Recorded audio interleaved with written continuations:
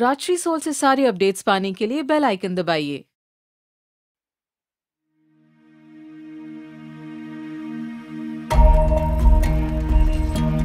श्री गणेशाय नमः।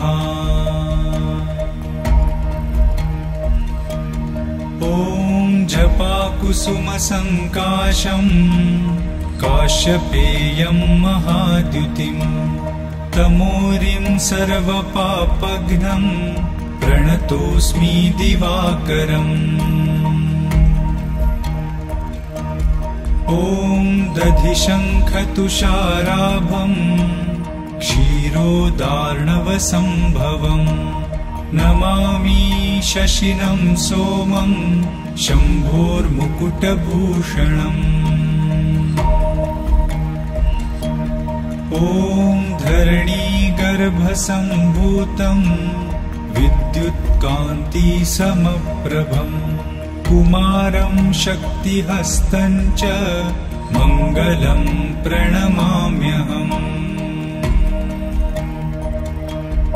ॐ प्रियङ्गुकलिकाश्यामं रूपेणा प्रतिमं बुधं सौम्यं सौम्यगुणोपेतं तं बुधं प्रणमाम्यहम्।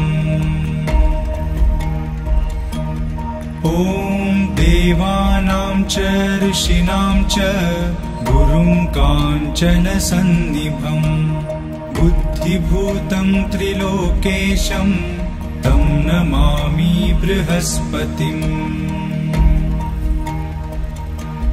ॐ हिमकुन्दमृणालाभं दैत्यानां परमं गुरुं सर्वशास्त्रप्रवक्तारं भार्गवं प्रणमाम्यहम्।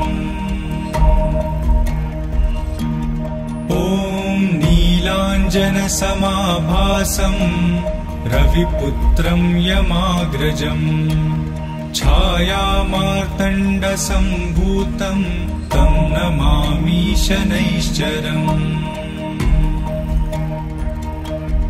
ॐ अर्धकायं महावीर्यं चन्द्रादित्यविमर्दनं सिंहिकागर्भसम्भूतं तं राहुं प्रणमाम्यहम्।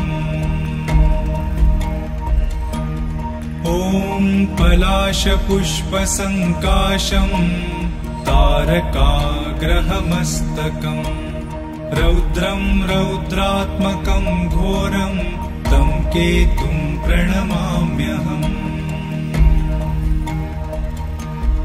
इति श्रीवेदव्यासविरचितम् आदित्यादि नवग्रहस्तोत्रं सम्पूर्णम्।